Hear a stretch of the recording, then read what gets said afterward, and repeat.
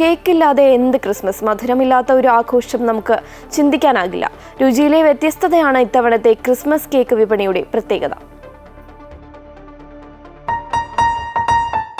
Christmas എന്ന് കേട്ടാൽ ആദ്യം മനസ്സിലെത്തുന്നത് ക്രിസ്മസ് കേക്കിന്റെ മധുരമാണ്. കേക്ക് ക്രിസ്മസ് ആഘോഷത്തിന്റെ ഭാഗമാണ്. കുടുംബങ്ങളെയും സുഹൃത്തുക്കളെയും ഒരുമിപ്പിക്കുന്ന വിഭവം. കേക്ക് മുറിക്കുന്നതും പങ്കിടുന്നതും സന്തോഷത്തിന്റെയും ഒരുമയുടെയും പ്രതീകമാണ്.